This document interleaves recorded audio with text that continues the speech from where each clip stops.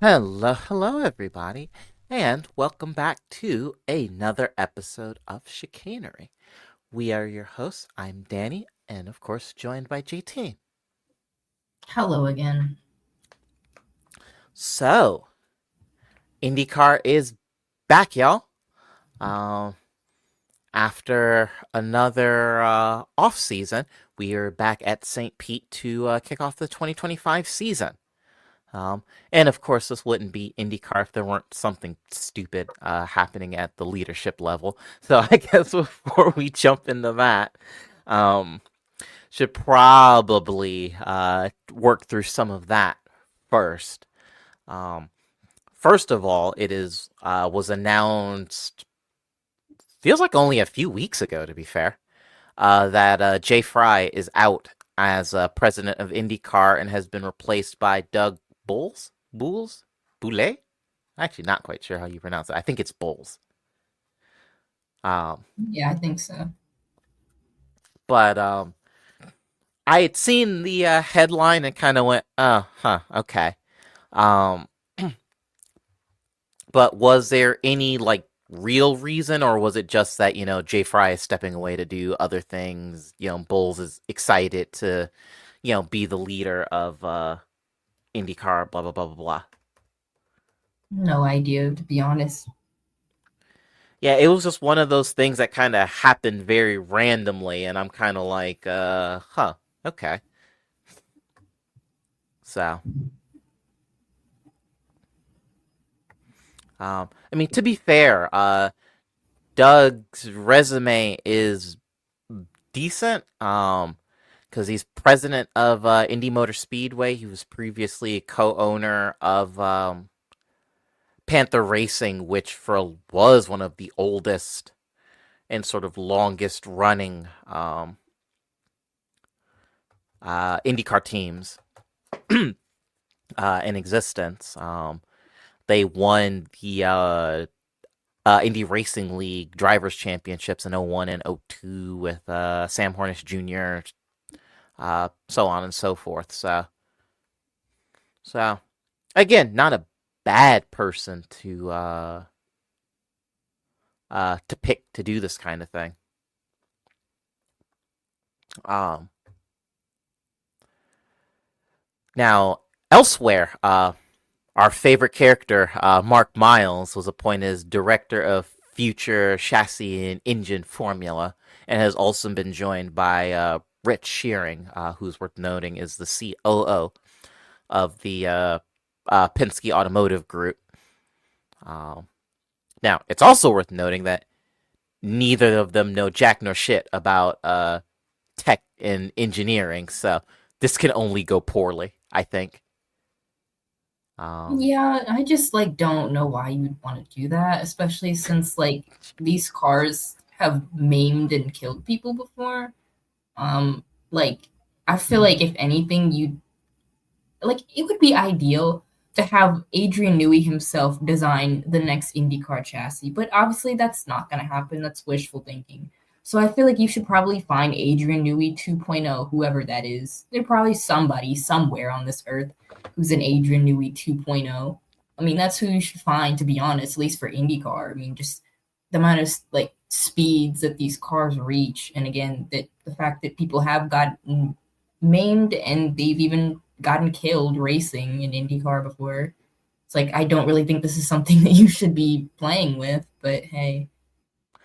yeah, I don't. Well, I mean, as far as like the technical side, if they're gonna keep Delara on as the folks that largely build and design these chassis, honestly, just let Delara do what they're good at. Um, and that right there would solve so many issues. This is an ancient chassis that has been. This is chassis for those of that aren't aware. This chassis dates back to 2012. I know it's internally coded IR18, but really that was just a heavy sort of update on the old DW12s. So you're talking about a chassis that would be a teenager if it were a human being, which is ancient in sort of racing terms. and has just been hodgepodged over the intervening 13 years. Um, and so, yeah, they're heavy and goofy, and from what I understand, that's part of why the hybrid integration was such a bitch, because these cars were never really designed for it. Um, but yeah, so just like let Delara do their thing and they would create something good. But now they're gonna have Mark and Rich, particularly Mark, in their ear like the whole time, and like I can't see this going any way other than poorly. Um, Now, interestingly enough, the team owners have spoken highly of Shearing, but I guess it's not super interesting because if he's CEO of basically Penske's, dealership Goliath, then he should know how to interact with people, and I can see where they wouldn't hate him. But again, that doesn't make him qualified for like technical stuff.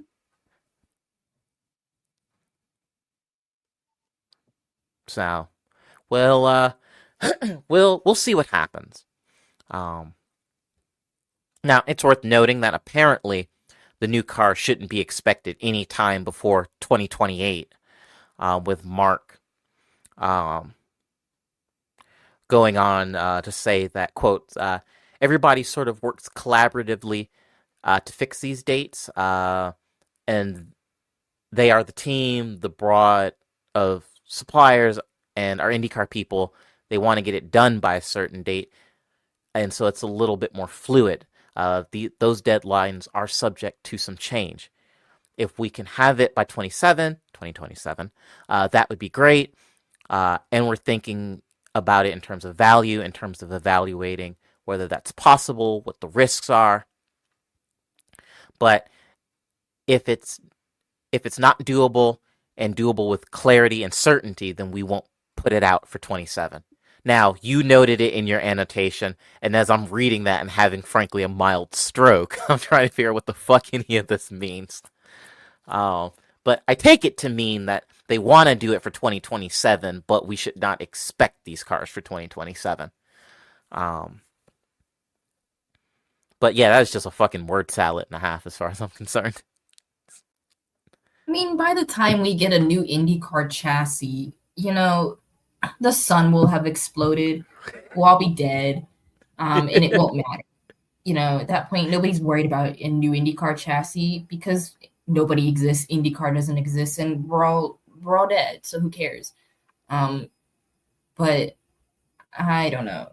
I mean, I don't even know. Like at this point, it's like I don't know. Just get the new chassis, like whatever. At this point, I mean, I feel like IndyCar is already kind of in a little bit bad shape just because it's an old chassis and like I mean, I feel like Honda's still kind of teetering on like whether they're gonna leave or not. I mean, they might already have like a foot out the door, so I don't know. It's not looking great at the moment. Yeah, it's really not. And yeah, so again, it is as when we record this, it is March 3rd, 2025. Like I said, these chassis are already 13 years old. So think about that for a second. These chassis will be the better part of 20 years old by the time um by the time the new car arrives, We're whatever gonna that get ends up fucking looking. GTA 6 before we're gonna get a new IndyCar chassis. Yes. Yes, we are. Um and like it's bananas to think of, especially again in modern racing terms, to have a chassis that sticks around for that long. And like you said, granted the IR18 was a pretty significant update, but yes, we have had people be injured and die in these cars, and IndyCar has effectively done very little about it, and that's wild to me. Um, yeah, so we'll see what happens, honestly, especially given that the shit show the rollout of the hybrid was. I know that they're talking about 2028. I'm going to go do them one better. I wouldn't expect, if we see these cars by 2030, I'll be impressed. I think we probably will have a better chance again of seeing the sun explode. We might actually have a better chance of even witnessing like WEC add like two more races to their schedule, since they also are in a position where we're like, no, we're not going to do this until this exact specific year. So, I mean, I don't know. Again, it just looks very bleak at the moment. Yeah, it's not great. It's and we talked about this when we did kind of a state of IndyCar show. Well, I guess at this point a little over a year ago, but it's it feels so much like it's two steps forward, one step back with Indy, and it is just IndyCar, and it's just super frustrating. This is a series that survives kind of in spite of itself, not because of any real big successes. Because they'll do something great, and then they'll immediately go and shit in the water and do something stupid. And I find it just so frustrating. Um, yeah, it's just annoying. Um, but we'll see. We'll see what happens. And actually, I have a better prediction. I figure Miles and Shearing will be fired before we see the new cars arrive. I mean, good. I feel like at that point it's overdue. I feel like they should have been binned off like last year, actually. Mm-hmm. Um, but I would welcome that. I would welcome a lot of people over at IndyCar being fired, actually. You know, not necessarily advocating for like a mass firing of people, but I kind of am, just because I feel like maybe things will get done. Yeah, same. Yeah, like I said, generally I'm not, on the pro, everybody should get cleared out, but leadership in IndyCar has not worked to its benefit here. And yeah, really, honestly, like I said, we talked about it. I wanted Mark Miles gone after the end of 2023. And yet we still have not gotten there. So we'll see. But at any rate, for some good IndyCar news, we got some ads for IndyCar with Alex Palou, Joseph Newgarden, Pato Ward. I think the Newgarden one aired during the Super Bowl, um, which I actually didn't watch this year because who gives a fuck. Um, but um, but yeah, but seen them and well, what do we think? I mean, I think they're pretty good. I mean, yeah, they're kind of like silly, but I think it's good. Like, I definitely think those are the people you want to be marketing for IndyCar. I mean, I'm glad they capitalized on Joseph's good looks for the ad. It's like, fuck it, why not? I think more racing series should do that. Not like, I'm not necessarily advocating that racing series need to like slut out their drivers, but maybe a little bit if that's what we can do to get engagement. Hey, who cares? Um, the Pato Award ad had some like weird comment about his fans being groupies, which did not care for that much. I thought that was kind of flippant and kind of like, yeah, I don't know if you should really be saying that. It's kind of, it feels a little bit misogynistic, I'm not gonna lie, because a lot of Pato Award fans are women. And referring to female fans as groupies is just like, bleh, I don't like it. Yeah, I'm in the kind of in the same camp. Certainly the Joseph Newgarden one was fun, and I mean he is just an objectively gorgeous human being. So like, fine, fair. Um, but the paddle one I didn't like as much, really for that very reason. Because yes, it is not really well. It's pretty well known, particularly amongst kind of the IndyCar fandom, that yes, amongst even all of the drivers, a disproportionately large amount of his fan base, yes, are women. So it's kind of like that's kind of gross. Um, but I guess kind of on balance, it's worth noting that this is since basically Fox has taken over, this is like the most marketing that IndyCar has had in like 15 years at this point. So I guess that's a plus, maybe. Um, and also, and I know, I'm pretty sure actually the boys talked about it on the main pod on the lead up to Daytona, but also this advert was like way better than the NASCAR on Fox One that came out around the same time. Because it's like cool, a guy that's been dead for 20 years, uh, a driver's champion that nobody likes and everybody thought was a fraud championship in the first place, and everybody just thought it was a dog shit ad. And at least I think that the New Garden one is, I think, how you market really any motorsport series. I think that's how you do it properly. Yeah, I mean, it definitely is a case of like you knowing your audience when it comes to these types of things. Yeah, yeah, exactly. And the New Garden one very much is, because it was like, oh, that's really really neat. Um, Whereas I couldn't have given a shit less about the NASCAR one that came out around the same time. So I would be interested to know what agencies they had do these. It would be funny if it was the same for both. That would be hilarious. I But mean, to be fair, I would hope it's not, just because like that would start a war. I mean, it's already, to be fair, the war is kind of already started. Like, because I saw a lot, a lot of angry NASCAR fan tweets following the broadcast. St. Pete, like a lot of people were, mhm. they were upset. For say the very least, they were pretty upset. Yes, upsetty. Um, but overall, I do hope to see more marketing with more drivers going forward.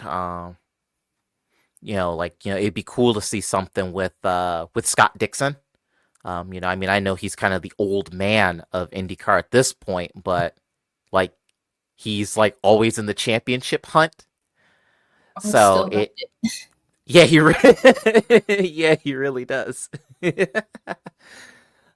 So it'd be neat to maybe see something with him would be cool.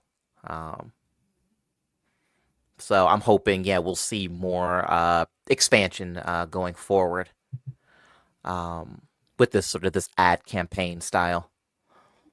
But next up on the list, pardon me, of sort of just general kind of changes in IndyCar for 2025, increased race lengths, which is wild to say that we're getting longer races in the modern era, but here we are. Um, Long Beach is up to 90 laps, which is +5 on what it usually is. Uh, Mid Ohio is also 90 laps, which is +10. Iowa is up 25 laps, 275. Toronto is up 5 laps to 90. And Nashville is up 19 to 225. Um, I think this is fucking cool. Longer races, I think, can be really, really fun. What do you think? I mean, the only race that I'm like kind of iffy about adding more to is like Mid Ohio, just because Mid Ohio is Mid Ohio. I mean, it's in the That's name. fair. Sometimes it's mid, but like the rest of them, I don't know. You kind of have to see how it goes. I'm interested to see though how this would impact like the broadcasting window, the TV window, because obviously it's longer and you would need a longer TV window. I think I did see something saying that they probably were gonna like like pre-race stuff was probably gonna be shorter. I think the pre-race stuff will be both like pre and post race stuff will be shorter. I think to like make room for the longer race. And obviously, like it should be okay since there's no stages, there's no stage racing in IndyCar, so you don't really have that going on. That factor to make it even longer. Um, I don't know though. Yeah, I in if that's the case, shortening up to have a longer race, shortening up pre and post race to have a longer actual race, but still stay within the same rough time window. Like that's I think that's actually rather intelligent. I don't know about you, so feel free to chime in. But I don't give a shit about particularly the pre-race stuff. Like I could not give a shit less. Yeah, I don't care. I actually skip over most times. I only specifically look for, okay, when's the green flag happening? And I'm like, okay, it's at this time. Okay, great. That's when I'm gonna change the channel, or that's when I'm gonna turn off. I don't usually watch the pre-race shit just because I don't like it. I just don't feel like I get anything out of it personally. That's just me. So I usually skip over it completely. I don't usually care for it that much. I feel like sometimes the post race stuff has more to offer than pre race stuff, but yeah, I don't really care about the pre race stuff. They could leave the whole thing out and not have a pre race show, and I would be perfectly cool with that. Yeah, and it's exactly it because it's the same thing. I will look because like using the Racing Line app because that says usually that has when we go green. And I'll usually use that and I'll be like, okay, well that's when I'll sit down at my desk and I'll um turn the race on is at that time. But yeah, I completely skip all the pre-race stuff. Again, sometimes I watch post-race because sometimes the interviews post-race are kind of interesting. But yeah, but like you, I don't get anything from pre-race coverage. I mean, if it's like the Indy 500 or like any like marquee event, then yeah, I'll watch pre race just because it's like a more important event, but just standard races on the calendar, not typically. Yeah, exactly. Um, so yeah, but I think that as a result, I think that shortening up the sort of the stuff that kind of bookends the races, I think is the way to do it. Um, so yeah, good decision making. Um, it's amazing what happens when you get a broadcast partner that actually gives a shit. But on that, IndyCar and Fox Sports will be working to basically revamp, revitalize the 100 Days to Indy. So originally, the format is that this was kind of the lead up to the Indy 500 and sort of that 100 days. But now it's designed to cover basically the whole calendar. So I am interpreting this as IndyCar's drive to survive. That Yeah, should be. I mean, hopefully less like I don't know. I don't particularly care for Drive to Survive, but I hopefully don't either. like I don't know, like informative and stuff. At least to people who would be just like getting into IndyCar. Like I don't think something like this would particularly be for anybody like me or you who have been watching IndyCar for a couple years and know it pretty well in and out. Probably wouldn't make a difference to us. But for people who are just getting into it or on the newer side, maybe have been watching it for only a couple months or a year, I think it'd be good for. Unfortunately, they haven't said. I've heard nothing about how like international audiences would watch it, which kind of sucks because I don't think international audiences were able to watch just like the 100 Days to Indy thing that they had going with like the CW channel like last year, a year or two ago. I don't know. So like it'd be nice to be able to like make it where international audiences could watch it because IndyCar does have a pretty big international fan base as well. Mm-hmm. Yeah, well, I mean, hell, ooh, pardon me. Sky Sports has an IndyCar feed for the UK, so there's clearly some interest in having. There's clearly some interest in the sport internationally, so yeah, so it would be cool to give those folks some way to watch. But yeah, no, definitely, it would be nice to be a bit more informative, a bit less dramatic. Same thing, folks like you and me, we're not going to really pull a whole lot from it. But, I have to tread carefully here. I appreciate from a fandom perspective and mainly increasing sort of the visibility and the profile what Drive to Survive has done for F1, because F1 was getting terribly stale when that first season. And Drive to Survive was genuinely a pretty big shot in the arm for them. However, again, I have to be nice here. The fandom that has been picked up as a result has been less than desirable at times. I understand everybody has to start somewhere. And I can certainly appreciate that. As a kid, I didn't watch 24 Hours of Daytonas because I've talked about it before. Sports car racing, that was my introduction into motorsports, at this point, almost 25 years ago.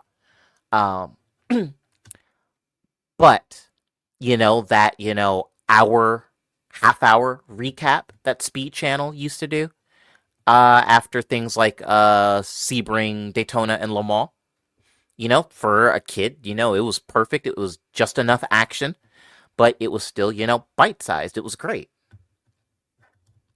But what I have noticed is that a lot of the folks that have hopped on from Drive to Survive have not really grown past that.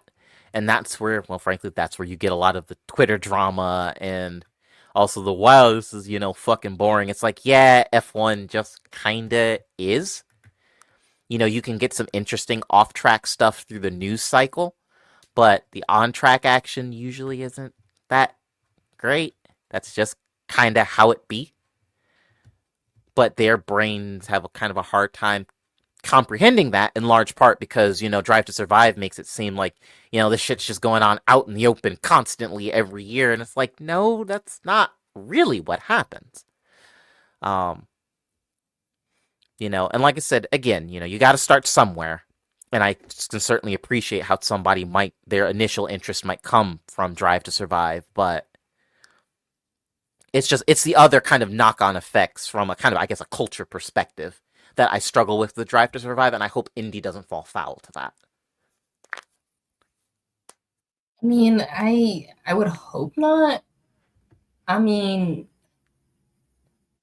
I prefer not to speak. If I speak, I'll be in big trouble. Yeah, well, I've probably already done it for us, so that's probably. I mean, one thing about it's like some people, it's just like, I guess, really, like, simply put, just like lack of wheel knowledge. Like, that's where a lot of these Twitter debates stem from. I've noticed it's just like people just not knowing wheel. And if they did know wheel, you wouldn't a lot of these arguments wouldn't be happening. But whatever. I feel like that's a different discussion for a different day. Yeah, and like I said, I will leave it at this because otherwise I'll have folks banging down my door, and I don't want that. So actually, we'll stop there. But we'll see what happens with this revamped 100 Days to Indy. I think it could be good for the sport to grow it. Now I think because I know it's supposed to be 6 episodes. I question if that's enough, and I guess it depends on kind of how they format it as to whether that works. So I think you do have to kind of strike a balance between long enough to get something out of it, but not so long as to wear out people's attention spans. So we'll see, but I'm cautiously optimistic. Because I thought, even though I didn't pay a ton of attention to it, I certainly thought 100 Days to Indy, the original version of it, I thought it was a fun concept, if nothing else, and people did generally seem to enjoy it. So clearly there was something there, and I worry about them squandering that. But moving on to talking about things that would probably get me in trouble. Juncos Hollinger Racing paused their Indy Next program to focus on the IndyCar series proper. which I'm not really sure why it matters, but okay, sure, I guess. Uh, like I don't know, I'd like this just poverty team, and I'm not sure how much in the way of resources really get freed up by I mean, they pausing. couldn't be poverty in any. They shouldn't be in poverty anymore. They have Stingray Rob on their team. I mean, Oh yeah, he yeah, has like he has a ton of money, so it's like if yeah, he anything, does. it should be it should be rags to riches at this point.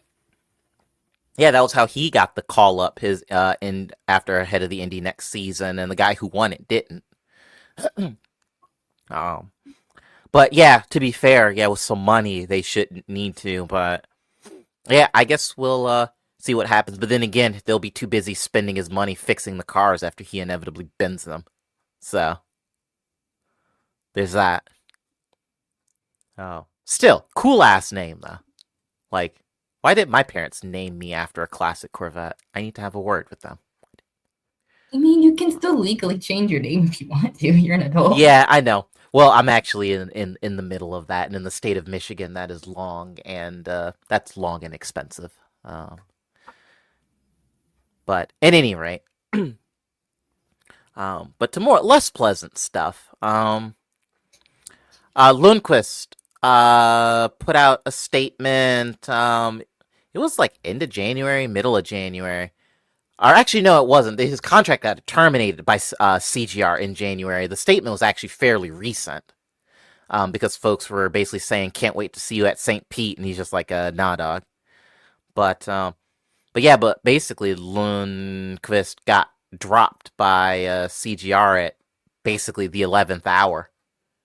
Um, and because it was, well, fucking January, he didn't find a seat. So, thoughts, feelings about this?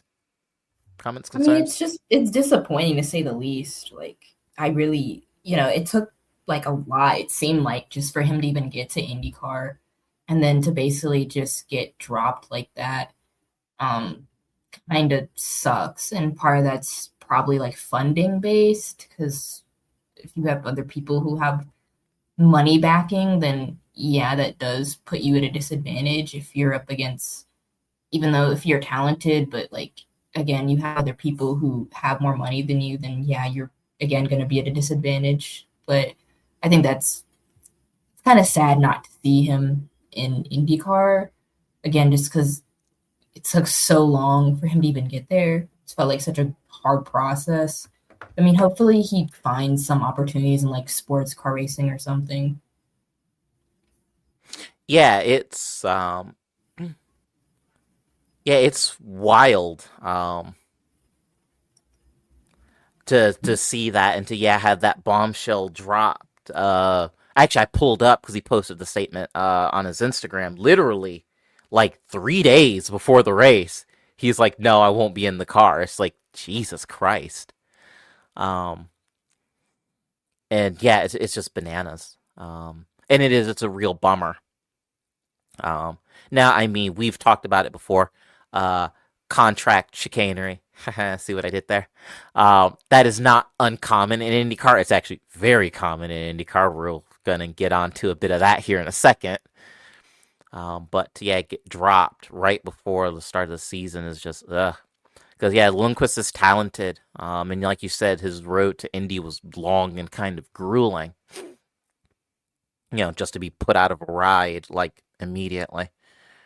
Um, but speaking of contract related nonsense, apparently Marcus Armstrong is still attached to CGR, even though he's driving for Meyer Shank. And between all of the nonsense with the chopping and changing of drivers last season and already the start of this season, much to your annotation, how on earth do contracts work in IndyCar? I don't Like, know. I I'm would love to see an IndyCar contract, even though I know I never will as long as I live. Like, no, I don't think anybody would want to see an IndyCar contract, but it'd be really nice to see what even goes on here. Like, I just don't really, I just don't know how this works. And technically, I guess it's okay, because I think Meyershank Racing and CGR, they have a technical alliance, so it's not like completely double dipping, but it is just still kind of like this kind of just doesn't make sense. Yeah, I mean, certainly we've seen like in F1, like drivers that are functionally like on loan. So you'll have like that'll pay contracts. So I'm trying to think an example. Red Bull basically negotiated Albon's contract when he went to Williams for the when he initially went to Williams a couple years ago. You see stuff like that. But the thing is that IndyCar doesn't really do stuff like that. So that's where this confuses me. It's like, is it like a well, that's the thing. IndyCar doesn't really have a budget cap. I was going to say if it's like a salary cap type thing, like in sports, or like in American football, where you get stuff like this that happens. But there's no budget cap in IndyCar, so that shouldn't really be a problem either. So yeah, it's just Maybe it's some bullshit with the charter system. I feel like it could be that. oh, I could completely forgotten that was a thing because I hate the. Yeah, okay, yeah, you're probably right. Um, but yeah, and to kind of close out, McLaren in well, like you said, in typical McLaren fashion, they announced sort of their look for the season, like right before on track stuff got started. And I mean, I guess it's just as well because much like in Formula One, there really aren't big differences to the liveries of these cars this year. So like, whatever, who gives a shit? But here they are. But moving on to on track stuff, but more after this message. By now, I'm sure you, our dear listeners, are all very familiar with Home Field Apparel. They're the purveyors of some excellent collegiate apparel. The boys over on the main pod always go nuts for their football and basketball drops, but Home Field is also a longtime supporter of this podcast.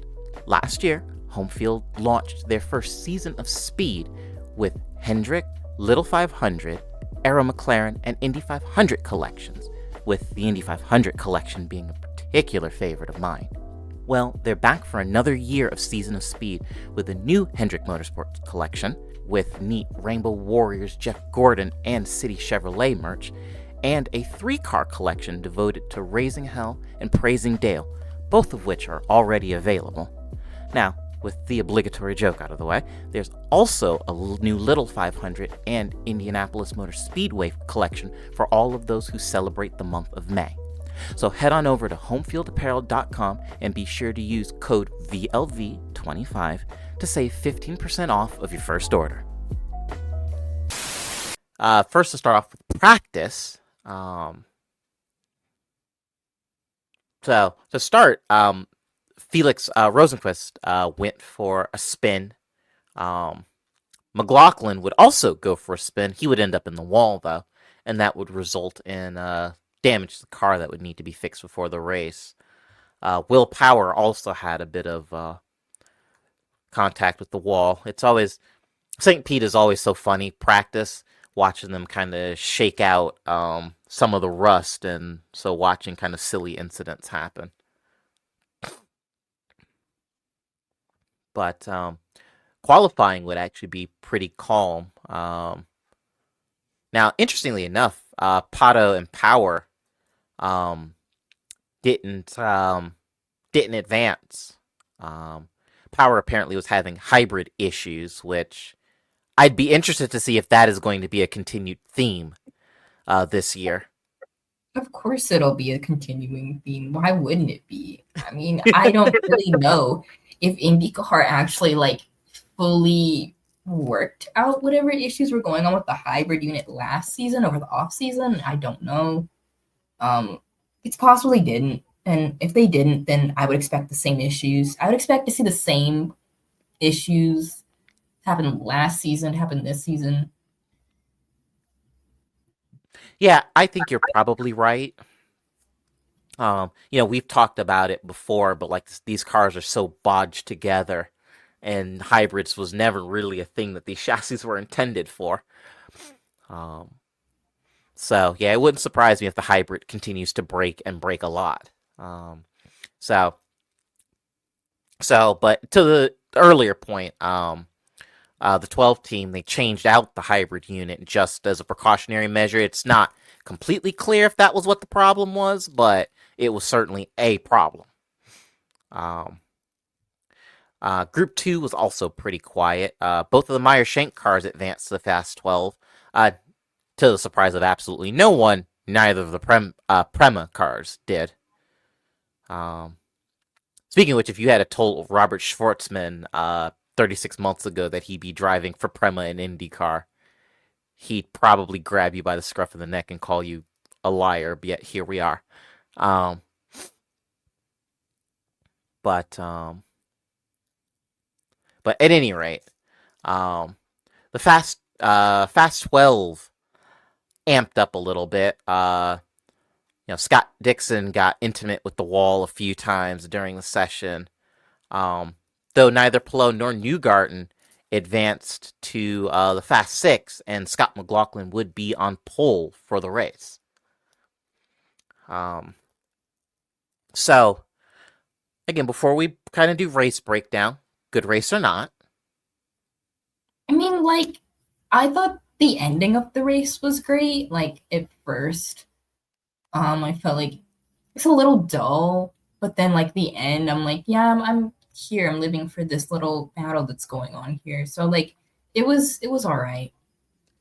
Yeah, I was just about to say early, the base of the first, like really, like 2/3 of the race was kind of classic St. Pete.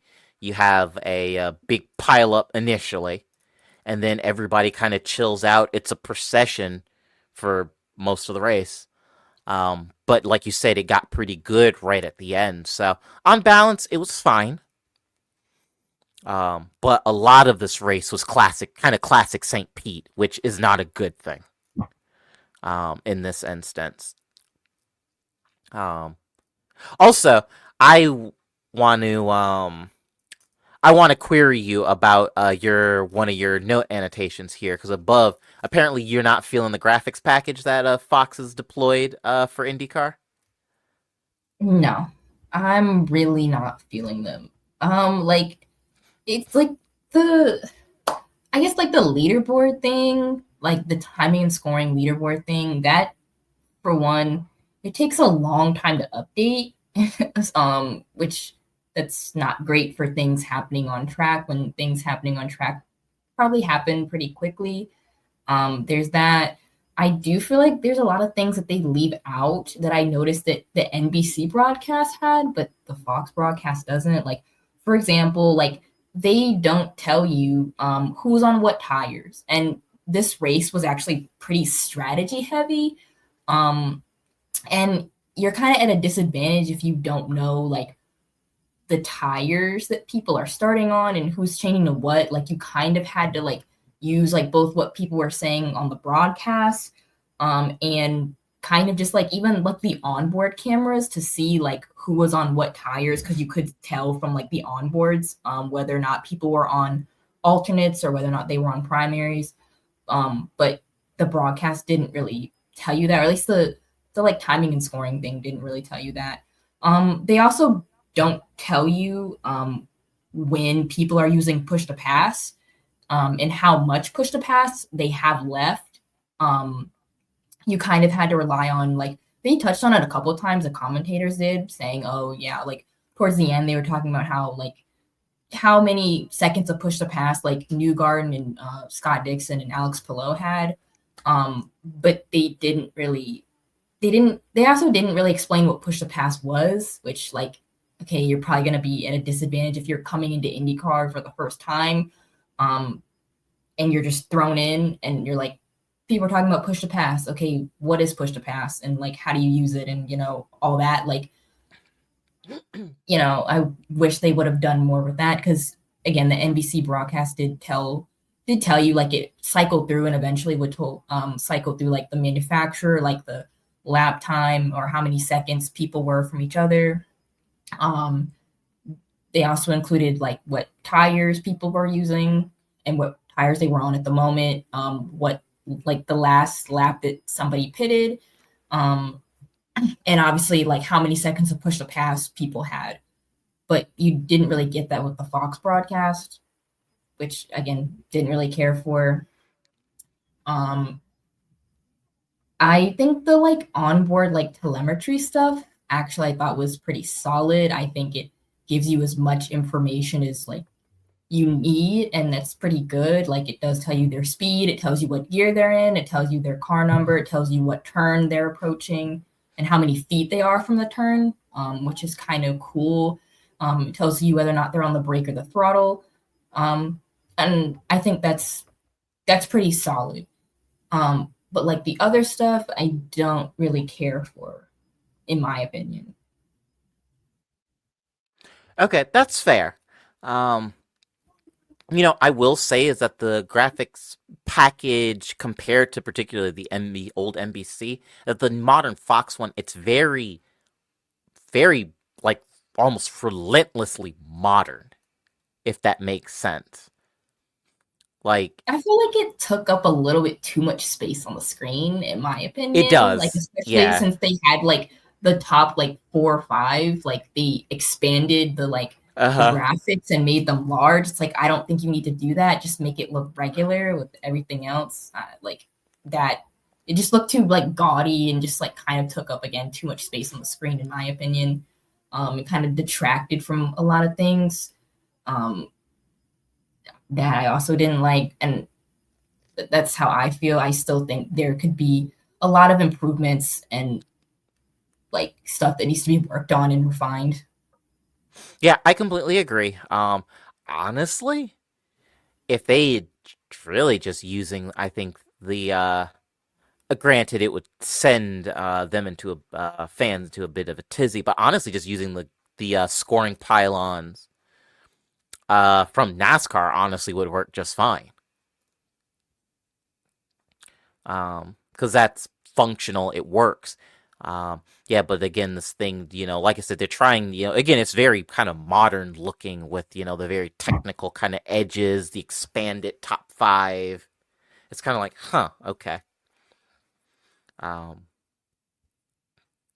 the lack of any sort of real like skeuomorphism in just the overall graphics package generally, which the old NBC one had to some degree. So, yeah, I agree. I don't love it. I think there's certainly room for change improvement. Now, to be fair, I do like that even though I feel like the two could work as sort of, you could use the same ones. I do appreciate that or Jesus Christ, that Fox is not just transposing the NASCAR graphics pack onto IndyCar, and that they seem to be, at least for the moment, trying to do something different. How successful you feel it is, your mileage may vary. Um, but but my biggest bummer is definitely the lack of showing the tire, because especially when you've got two old farts in the booth where the alternate tire used to be a different color, so they occasionally goof up and like you heard them say greens from when the alternate tire was green 1,000,001 years ago. I mean, I thought they were Um, green. They did have the green like thing on mm-hmm. them. I think they're Yeah, called like there's some type of like alternate compound tire or something. Like they're called yeah. like the Wyuli tires or something. Mm-hmm. But the alternate sidewall color has changed a few times over the years, and so as Townsend and James occasionally, just think it's 2014 for reasons unclear to anybody except them. Um, and yes, for a new fan, that could be very confusing because you're like, okay, what the fuck are you talking about? Um, and so yeah, so it's interesting. To see. So yeah, we'll just have to kind of see what happens to see how this graphics package evolves. Um,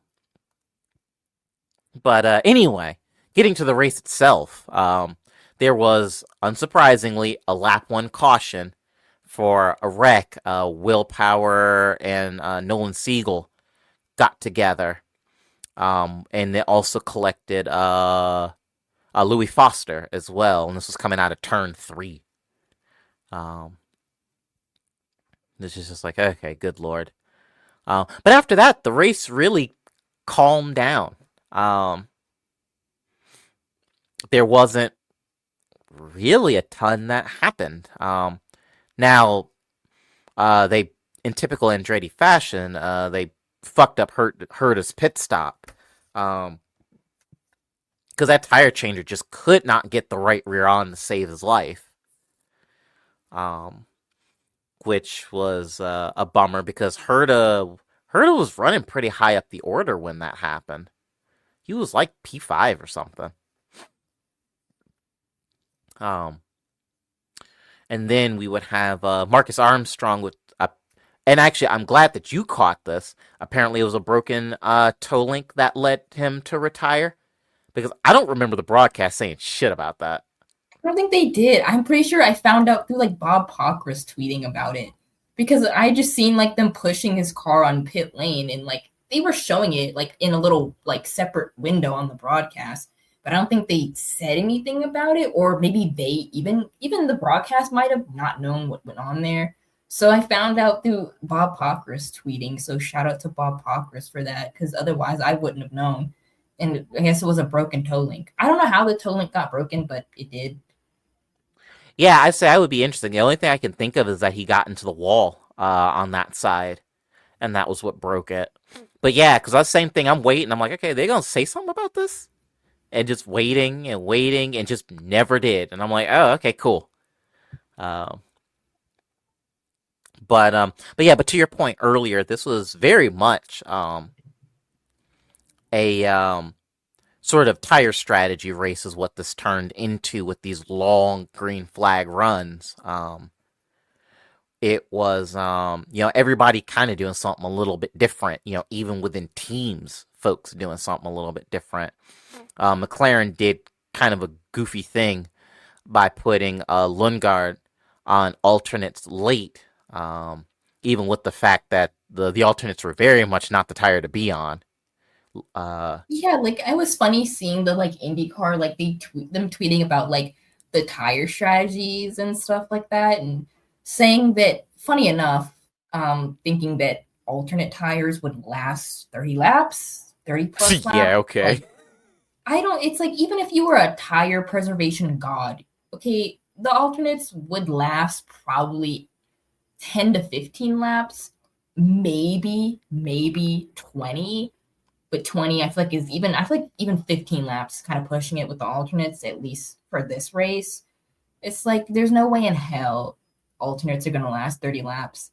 And again, it seemed like the move was to start with alternates and then switch later, because I'm sure a lot of people started on alternates and then they switched to like the primaries later, especially when the caution came out, because I think you're required to run like both tires or whatever. Mm-hmm. So like you could easily just run the alternates for a little bit, wait until a caution comes out, and then switch.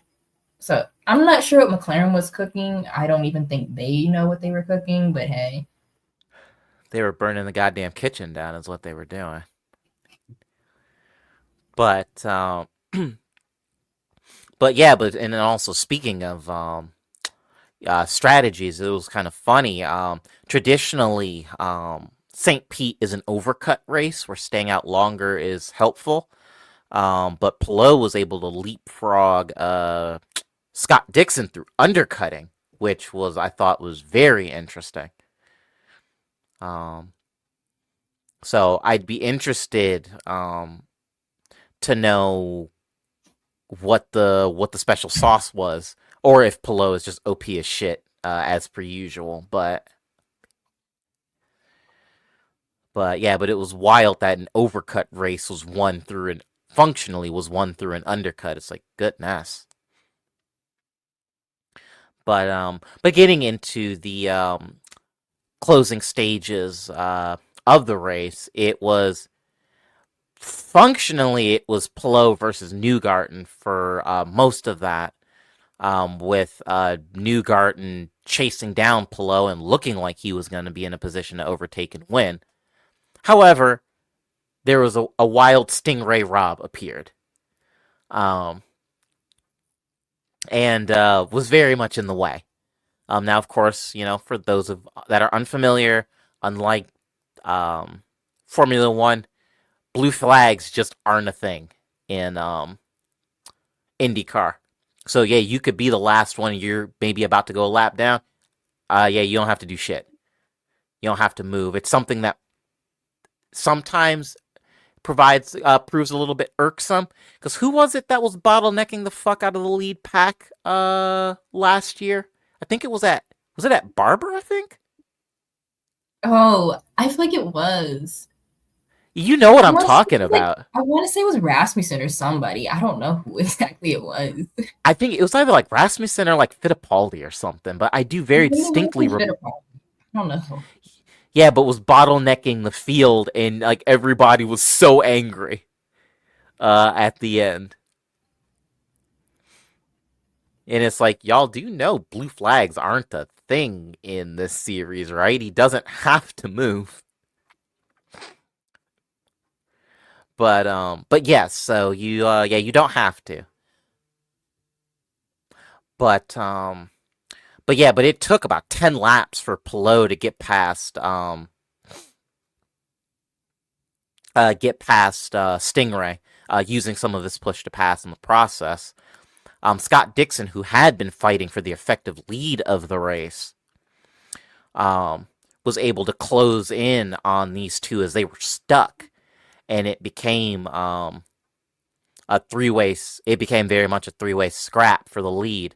And it's so funny. Stingray let Newgarden and Dixon go without really fighting, and I know the broadcast booth wondered if it was engine manufacturer politics, um, which maybe not.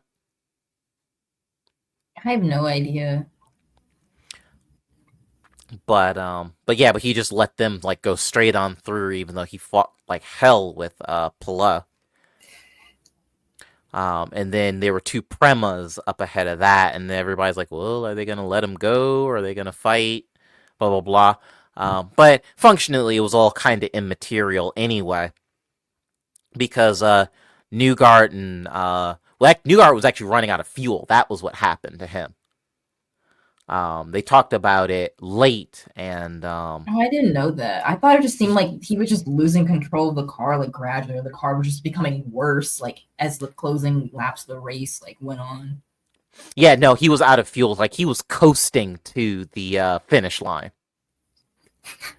That was how Dixon was able to get around him, is because that last lap pass that Dixon set up, just Newgarden didn't have anything to fight. Um, but it would end up being Pelot winning, Scott Dixon taking second place, which I do believe this is I want to say this is the second year in a row that that's happened, where it was Pelot then Dixon at St. Pete. Um, and then Newgarden P3. So basically, it was a race that kind of boiled down to all the usual suspects, if we're being perfectly honest. Um, but Crazy yes, enough, I'm pretty sure Scott Dixon, he didn't have any radio communication the whole time. interesting. I mean, to be fair, Scott's not super chatty on the radio anyway. Generally, unless he's mad, then he is. But so I do find that interesting that he pulled off a P2 and had basically zero communication with the pit wall. Huh? That's actually very impressive. I didn't know that. Alrighty. Well,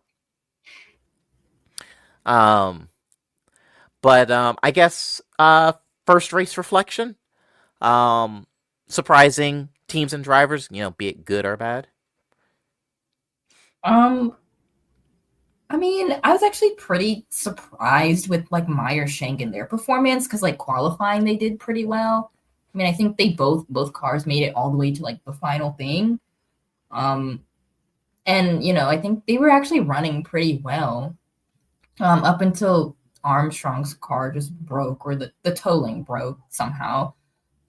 they are actually like, because usually, typically, they've just been back markers and they're not really fighting for anything. But they actually seem like they're like a like they're not a midfield team anymore, which is kind of crazy to see. Um, I think Prema also kind of had a promising start, um, despite how rough it was for them in quali. But I think they might be able to get like like top 10 results possibly. I don't know.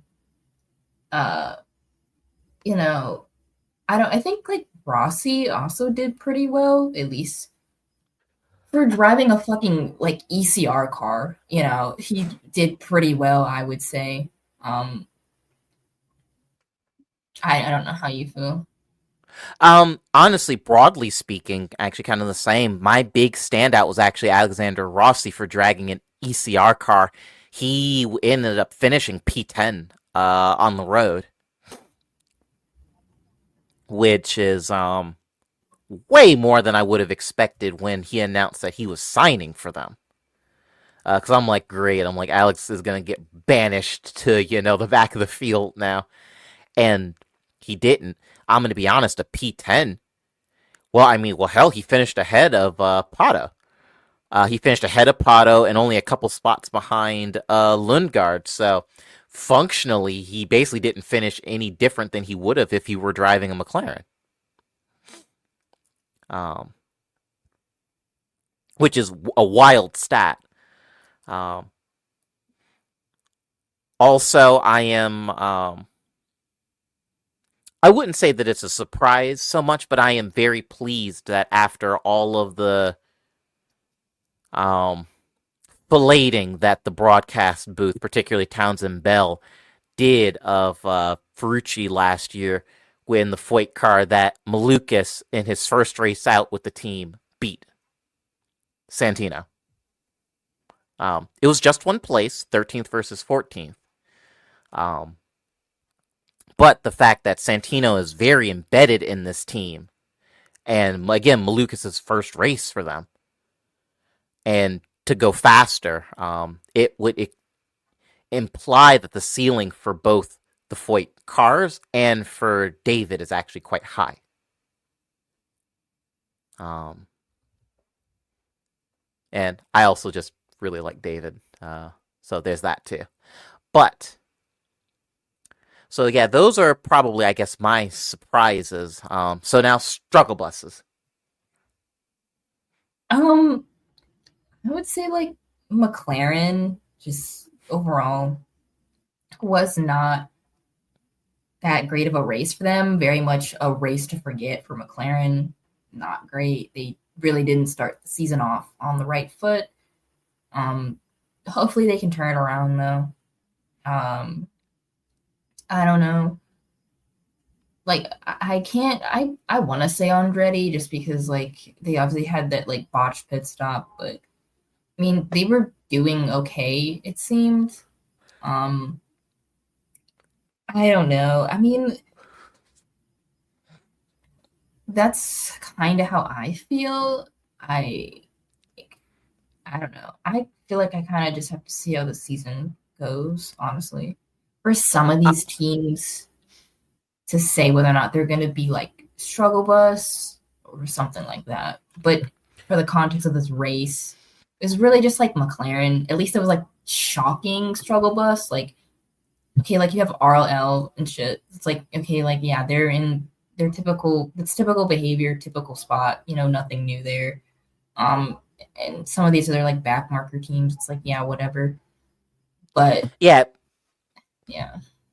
yeah, exactly. It's your typical teams. Yeah, I mean we've talked about it time and time and time again. It's wild, and it really shouldn't be the case. But I mean, RLL is just a fucking poverty team. Um, I mean, they're and really popping now since I think what was it?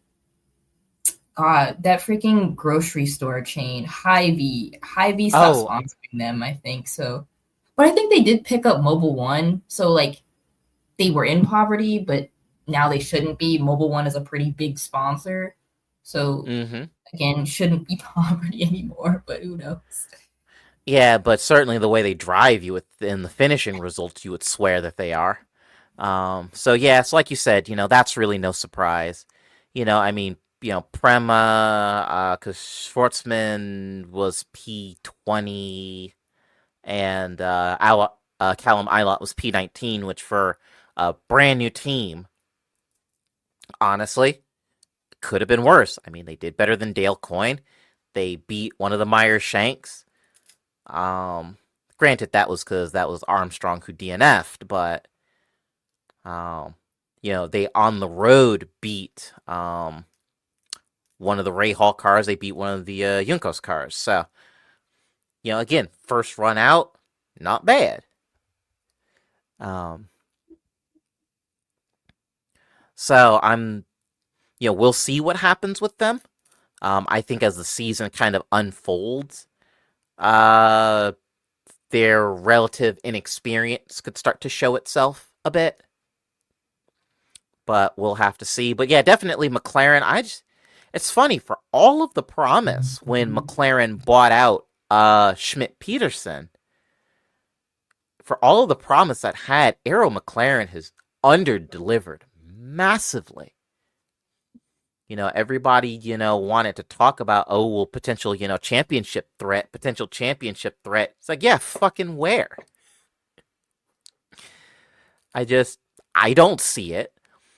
And it feels like they slip just a little bit further down the order every year.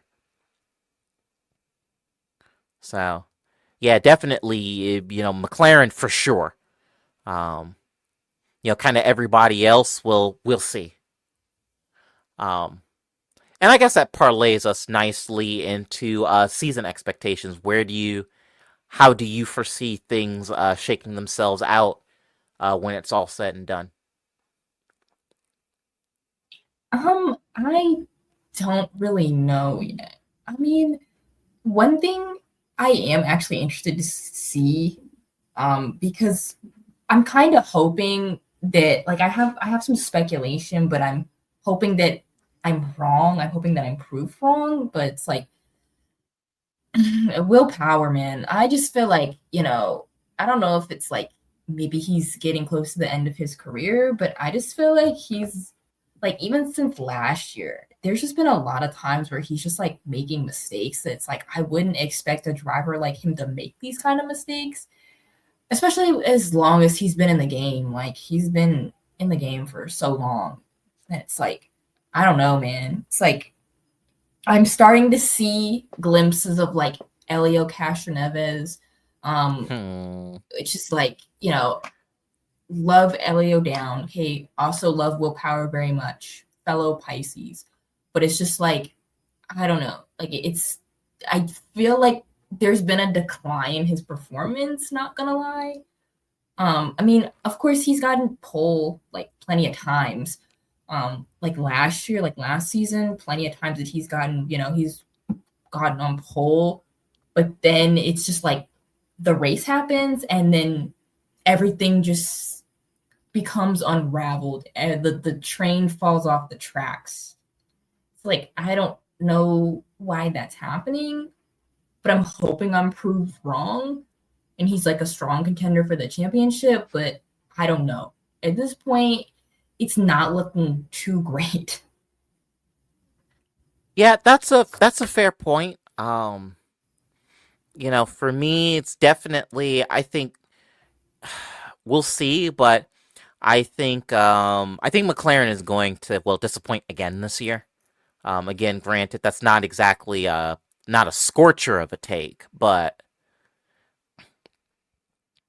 yeah, like I said, Alex basically getting sandwiched between the two remaining McLarens, and an ECR is like, that's not great. Um, we'll have to see.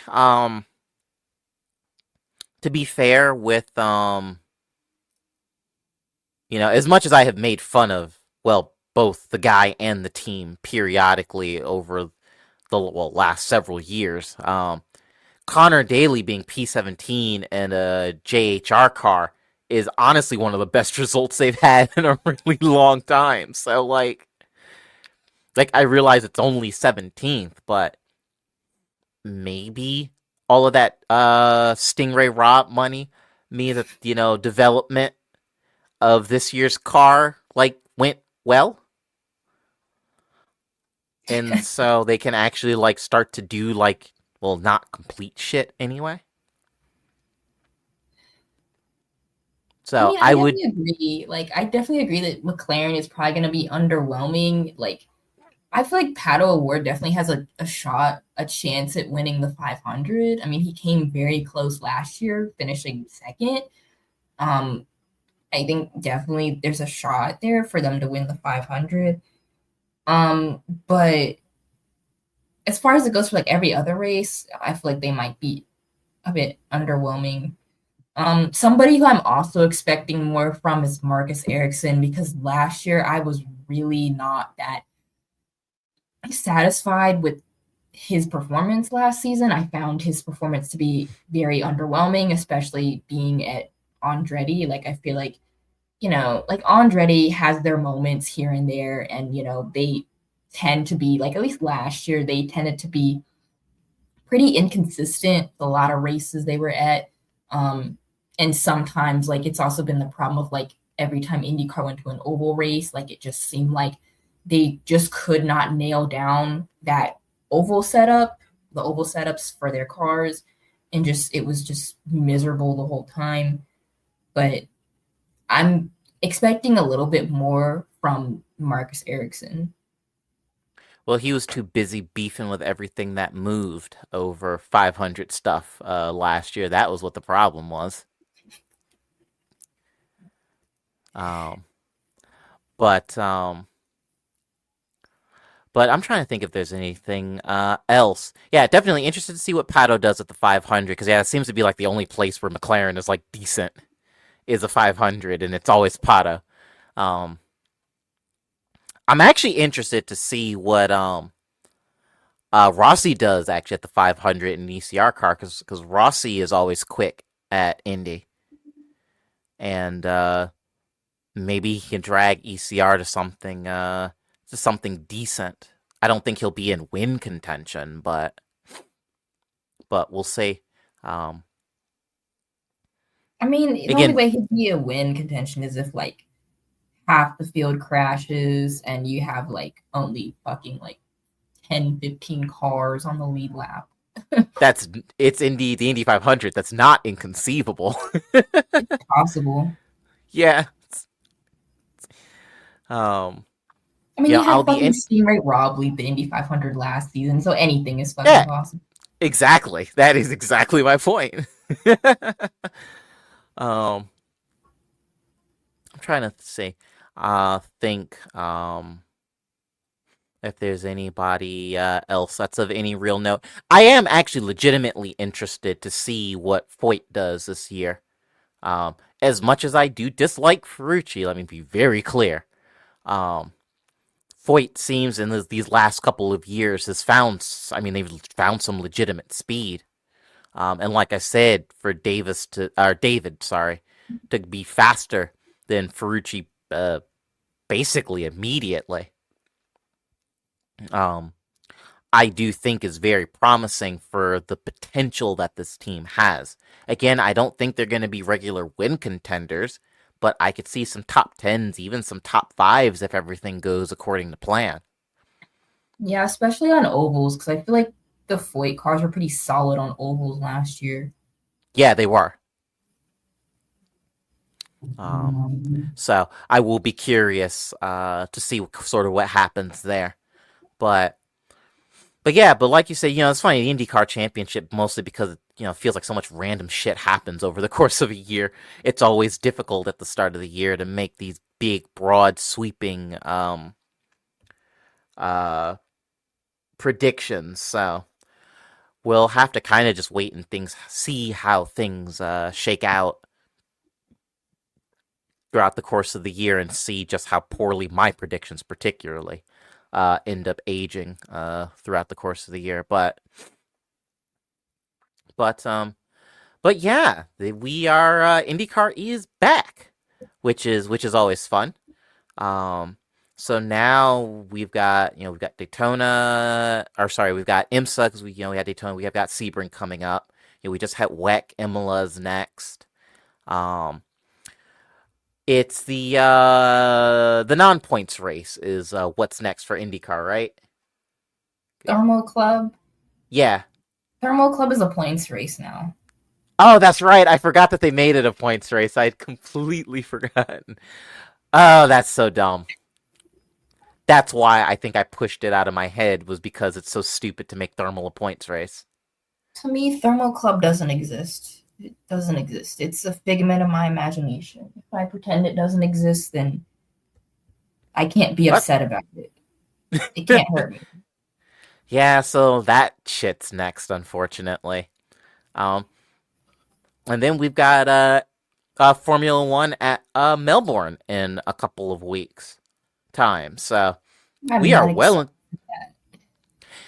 I I'm curious, mostly because the kind of wacky preseason testing with the very highly variable weather threw up some surprises in pace. So Like, I'm interested to see how like the rookies will do, but like the only thing I just don't like is just like the time zone shit. Like it's oh like yeah, qualifying at like 1 a.m. It's like yep. I same.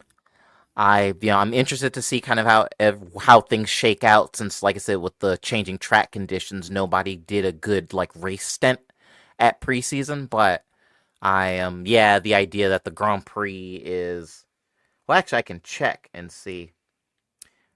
Actually, the Grand Prix is a little earlier this year. It's at midnight Eastern time. It was at like 2 o'clock last year, so actually, that's not horrible. I Um, don't know. Even though it's like it's funny because I'll stay up till like 1 a.m. or and even later to watch like Daytona or like even Bathurst because Bathurst is a complete opposite side of the world too. Um, but it's like yeah, that's great. But then it's F1. It's like no, I hate this. yeah, it's just, I mean, well, Bathurst and like Daytona and stuff are bangers, and it's pretty much always going to be good. You're never quite sure what you're going to get with F1, and that's part of it. That's part of it, because like the Chinese Grand Prix was fucking ass, and I am not excited for that to be at like 2 o'clock in the morning again. Um, the last couple years Australian Grand Prix turned out to be decent, but even that's not always a given. Um, Not to be a fucking F1 boomer, but Adelaide raced better than the Albert Park circuit does. But so yeah, no, like I said, I completely understand. And actually, I fell asleep on the Australian Grand Prix last year. It was Martin Brundle fucking and Crofty fucking screaming Well, but when wasn't it George Russell wrecked or something? Or I don't know, yeah, somebody wrecked and then like it's yeah, it was like right at the end of the race, and it scared the shit out of me because I had fallen asleep with the race on. uh, but we have gotten very on off piste, so I think that that's as good a time as any to end. Thanks so much for listening, everybody. This has been another episode of Chicanery, and until next time.